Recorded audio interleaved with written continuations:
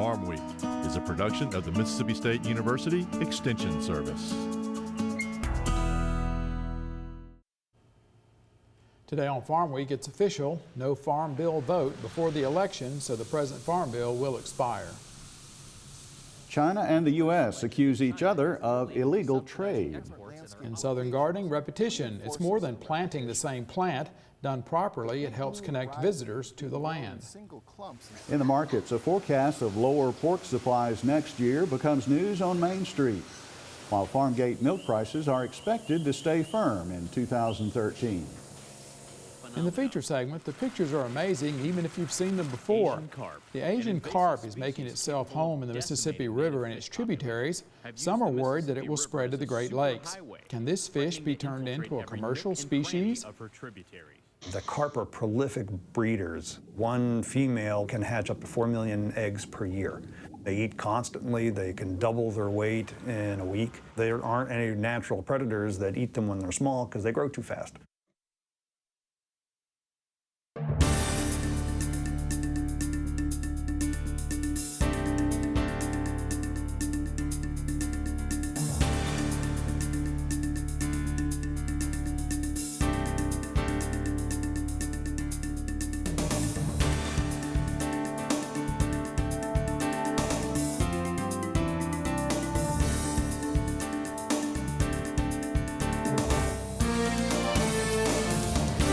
Good day, everyone. I'm Leighton Spann. And I'm Artist Ford. Welcome to Farm Week. The leadership of the U.S. House of Representatives has confirmed what most everyone had figured out. Well, Leighton, the House will not take up the farm bill until after the November elections. House Speaker Republican John Boehner confirmed this late last week. This will allow the present farm bill to expire at the end of September. The Delta Farm Press reports that the announcement was not a surprise, since the House leadership has not allowed any floor debate on the farm bill since it came out of the House Ag Committee in July. Many observers say the House's Republican leadership did not want to debate food stamps and similar provisions of the farm bill this close to elections. The president of the National Farmers Union told Farm Press that there are enough votes to pass the farm bill now. Other farm state lawmakers insist there is enough bipartisan support in both the House and the Senate to make it happen. Some lawmakers say shifting the farm bill into the lame duck session leaves a lot of work to be accomplished in a short period. The House will still have to pass its version of the farm bill before it can go to the conference committee to work out its differences with the U.S. Senate. As jobs and related manufacturing moved overseas in the past few years, trade disputes have followed in their wake. The United States and China's latest clash came last week as both countries filed challenges with the World Trade Organization, or WTO. Market to Market's Mike Pearson reports. The U.S. alleges that China is illegally subsidizing exports in their automobile and auto parts sectors, putting American parts manufacturers at a competitive disadvantage and encouraging the relocation of production to China. According to the Obama administration, employment in the U.S. auto parts sector has shrunk by roughly half over the past decade, while U.S. imports of auto parts from China has increased sevenfold. Another case brought against China in July also is expected to escalate. The U.S. accuses the Asian country of imposing unfair duties on more than 80% of American autos exported to China. China filed a World Trade Organization case of its own, challenging U.S. anti-dumping measures on billions of dollars of goods, complicating tenuous trade relations in a time of weakening global demand. According to the Chinese Ministry of Commerce, the U.S. measures being challenged cover 24 types of products worth $7.2 billion. Now, the president may think that announcing new trade lawsuits less than 2 months before the election will... China and the U.S. weren't the only ones trading jabs on trade policy. The economic issue has become a flashpoint in the upcoming presidential race between incumbent Barack Obama and Republican challenger Mitt Romney. Both have accused each other of supporting policies that move U.S. jobs overseas. If I'd known that all it took to get him to take action was to run an ad citing his inaction on China's cheating, I'd have run one a long time ago. The Obama administration has, in fact, filed a series of WTO cases challenging not only China's trade policy on autos, but on rare earth metals and other goods.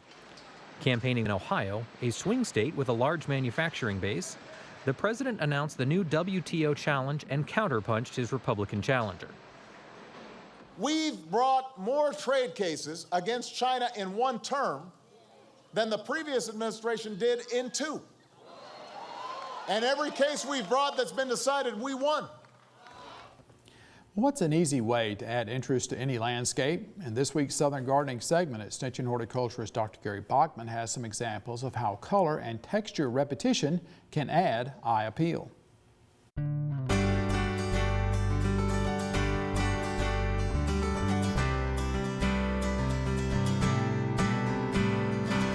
One of the most powerful landscape principles a homeowner can use is repetition.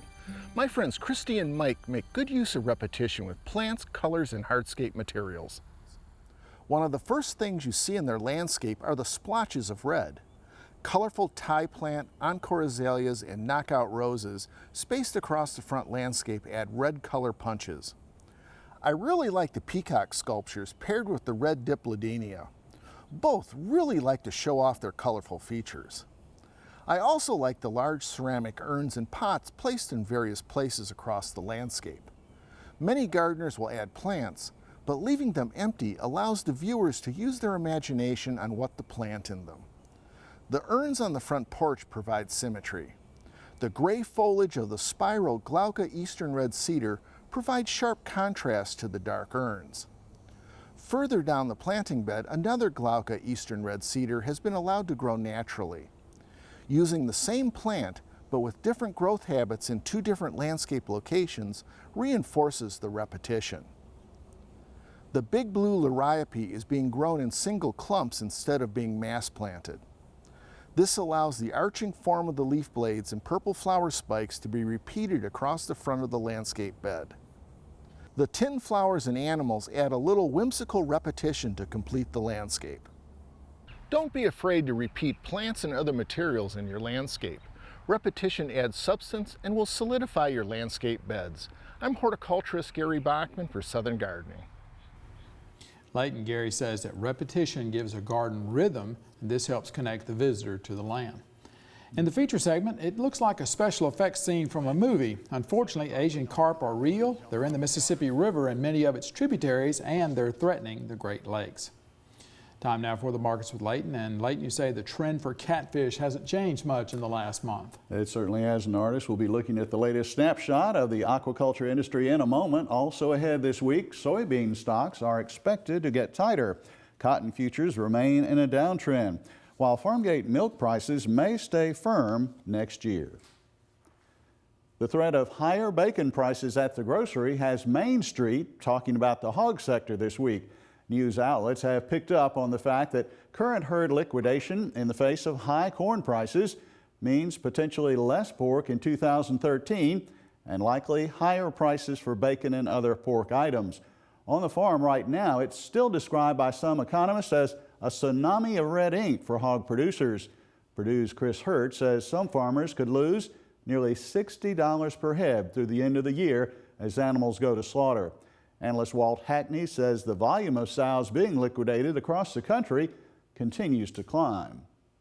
We've seen that mount and mount and mount. We were killing nearly 7% more hog sows than we were a year ago, for instance. The tonnage kept going up, and our average market weight on market hogs, not sows, held at 269 pounds a head, and it just week after week after week. It was hard to realize that a 2.2 to 2.3 million a week hog kill was made up of that high a percentage of hogs that created the tonnage. Now we're seeing a turnaround. Speaking of corn and other livestock feed ingredients, the government's quarterly grain stocks report came out Friday morning. Ahead of those numbers, analysts on average expected corn stocks as of September 1st to be just about unchanged from a year ago. That is not the case for U.S. soybean stocks, however. Beans were expected to be well below September 2011 levels, tighter stocks in other words. And wheat stocks, meanwhile, were expected to be up on the year. Russia this week suspended the importation and use of genetically engineered corn from Monsanto, this according to Brownfield Ag News. The action is in response to a recent French study, a study that claims the company's Roundup Ready corn cause tumors and liver and kidney damage to rats. The study in question has drawn much skepticism, though, because of the small sample group, incomplete data, and some other inconsistencies.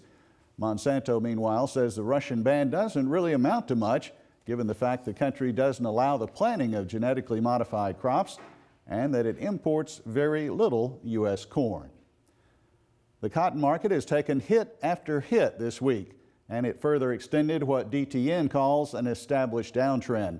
Although technically the December contract as of Thursday continued to hold above price support at $71.05, the trend remains down in the eyes of most analysts.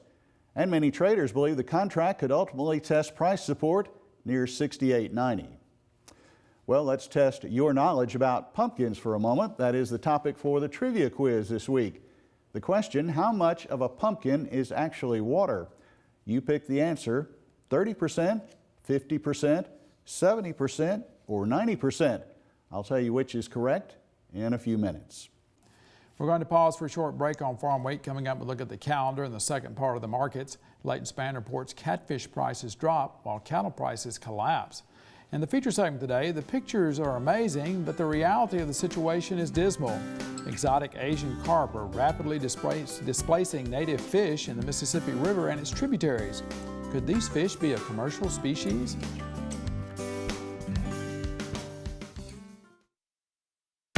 Our tradition of learn by doing is creating new opportunities. My 4-H is involved with service projects in communities all across our state. We develop leaders for Mississippi's future. My 4-H is science and technology, everything from computers and robotics to exploring our environment. My 4-H promotes active lifestyles and encourages physical fitness, healthy foods, and nutrition. My 4-H is Mississippi 4-H. Before we get back to the markets, let's look at the Farm Week calendar. There are 3 horticulture events coming up in the next few weeks. The 39th Ornamental Horticulture Field Day at Poplarville takes place Thursday, October 4th. The hours are 9 a.m. to lunch. Registration fee is $10. You'll see the latest information on new plant varieties and landscape plant performance. Scientists from Mississippi State University and the U.S. Department of Agriculture will be on hand to answer questions. The Fall Flower and Garden Fest is Friday and Saturday, October 5th and 6th. Takes place at the Truck Crops Branch Experiment Station at Crystal Springs.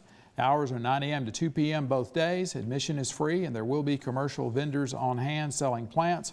You will get to see hundreds of varieties of vegetables and ornamental plants actually growing on site. The annual Fall Flower and Garden Tour takes place Saturday, October 13th. The location is the North Mississippi Research and Extension Center of Mississippi State University at Verona. The hours 9 a.m. to 2 p.m. There's no registration fee. Go to our Farm Week website at farmweek.msucares.com for information on these and other events. Now check out this week's Farm Week Snapshot.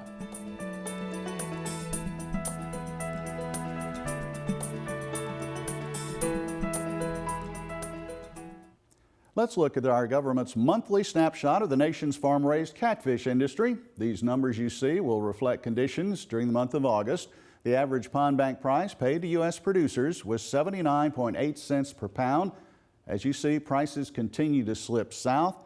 That price is down 4 cents from July, down almost 48 cents per pound than the price 1 year ago. Farm sales total just under 25 million pounds round weight, down 19% from August 2011. Processor sales almost 14.5 million pounds, up 1% from a year ago. In the beef sector, cattle traders were taken by surprise on Wednesday when both live and feeder futures imploded.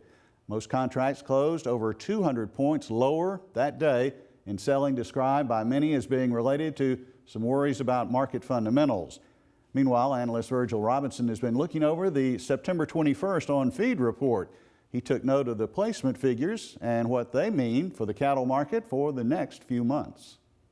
The supply of feeders in North America, and I include Canada, the U.S., and Mexico, is going to be limited, and I would expect placements to continue to decline year over year through the balance of 2012 and 2013. So it would stand to reason, short of an economic disaster here, that prices, both retail and live prices, will head irregularly higher.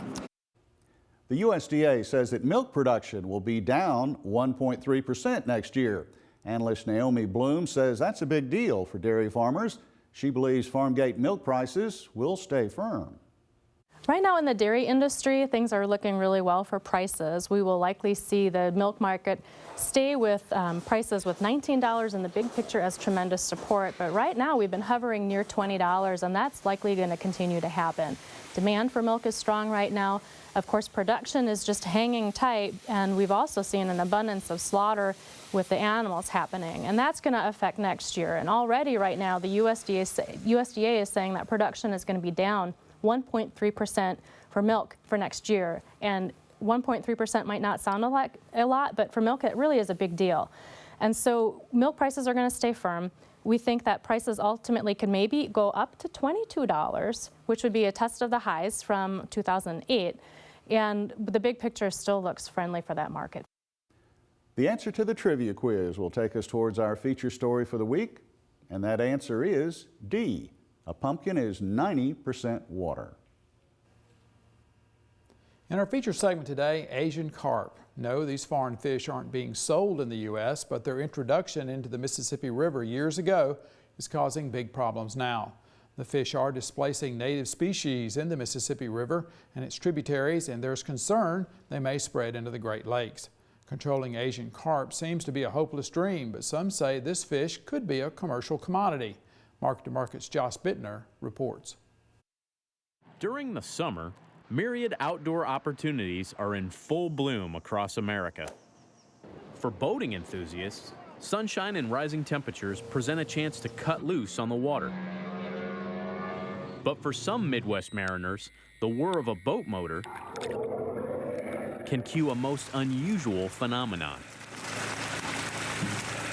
Asian carp, an invasive species capable of decimating native fish populations, have used the Mississippi River as a superhighway, threatening to infiltrate every nook and cranny of her tributaries.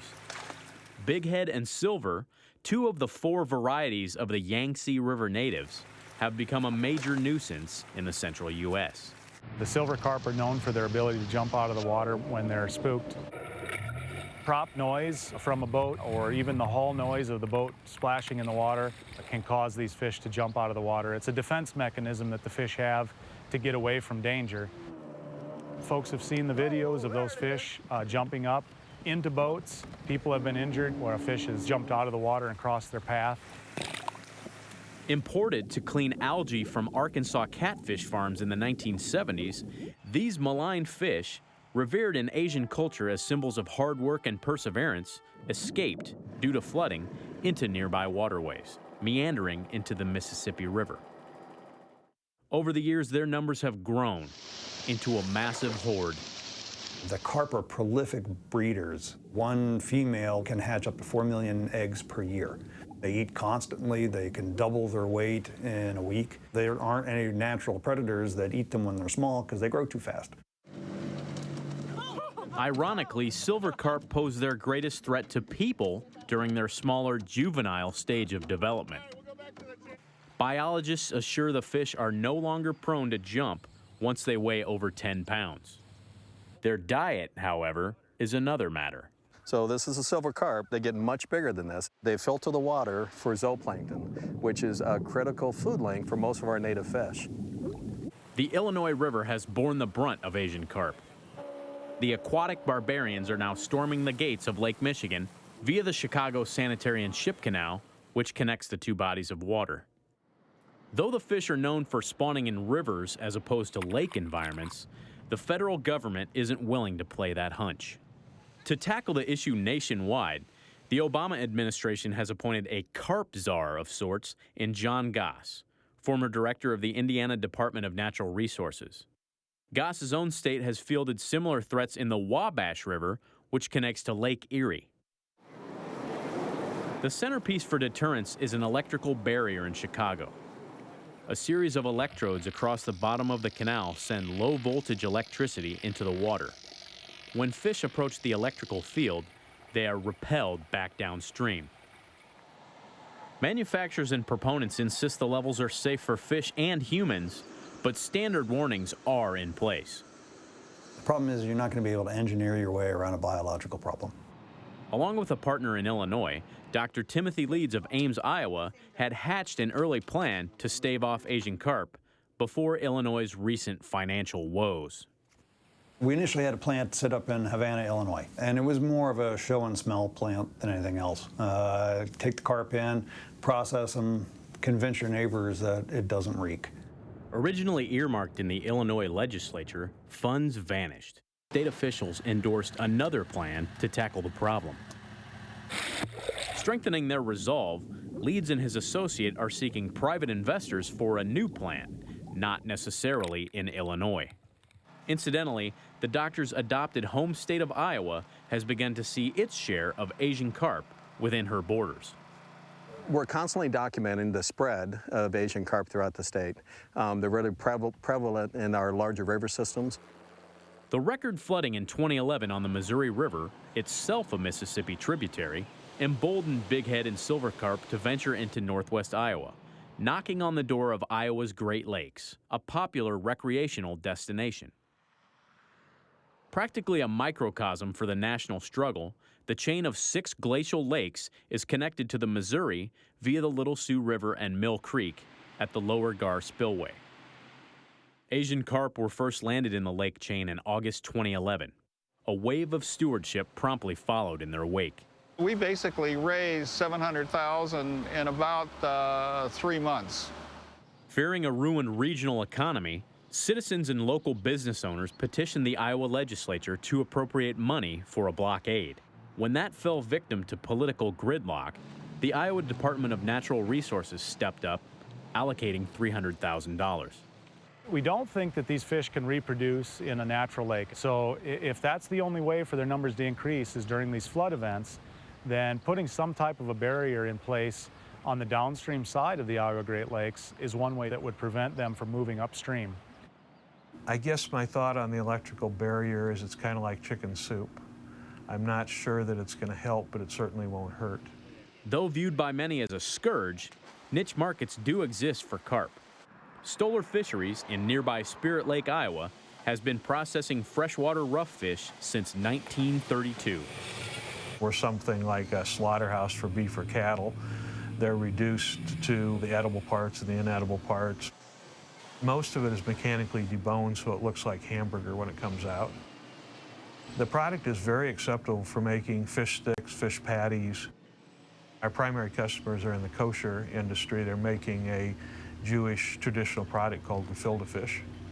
Should bighead or silver carp gain a foothold in Iowa's Great Lakes, Stoller assures they are set up to handle an onslaught. We are set up. In fact, we've been processing Asian carp from the Illinois area for probably 5 or 6 years. If there were fish in these lakes, we would process them, yes, but we're not welcoming them into the area. On the positive side, silver carp and bighead carp are very good to eat. The common carp have been here since the 1880s. They're mucking up on the bottom. These don't. They're eating the same thing that really salmon eats. What is the other choice for carp? In Asia, they eat 6 times as much fish as we do, and carp for them is a delicacy. If we could get the carp back to Asia, there's a major market for the fish there. The only thing that's ever been shown to help with carp is to overfish them. But you can't overfish them if you don't have an end market. So we're trying to create an end market from scratch. For Market to Market, I'm Josh Bittner. And you can watch this story again on Asian carp on our Farm Week website. That's farmweek.msucares.com. You can also watch our stories on YouTube and Facebook. We will have a link to the Market to Market website so you can see the story there as well as read the script. And that's farmweek.msucares.com. And Leighton, you know, this kind of thing, you know, it always seems to happen. You bring something in and all of a sudden it just gets away from us. I guess you could say right. Fire ants, Melaleuca trees down in South Florida, which I'm familiar with, having grown up down in that area. And those are the items that, you know, and so now, but these fish though, they really are going to displace our native fish in a lot of these areas because only so many fish can grow in an area, and if it's the Asian carp out competes, it's going to be the Asian carp that gets in there and makes it happen. So, It'll be interesting to see if we can develop some kind of market for these things, because it seems like when you try to grow something or whatever, or try to make something profitable out of it, it won't grow. That's right. So Until maybe, you have these cases. maybe that's the answer. Well, we are at the end of Farm Week for this week. On our next show, it's Farm Week's 35th anniversary. We will air the first feature story to appear on Farm Week. Lillian Thornton of Raymond, Mississippi still typifies the spirit of the Mississippi producer. She was 81 when we visited, and she was raising registered Angus by herself. In Southern Gardening, use different shades of green and textures to create a cool, relaxing landscape. If you'd like further information on Farm Week story, a lot of ways to get in touch with us. You can also find us on Facebook and YouTube. Our mailing address, Farm Week Box 9625, Mississippi State, Mississippi 39762. That's Box 9625, Mississippi State, Mississippi 39762. Our telephone number is 662-325-2262. You can also contact us through your county office of the Mississippi State University Extension Service. For the rest of the Farm Week crew, I'm Artis Ford. And I'm Leighton Spann. Thanks so much for watching. We'll see you next week.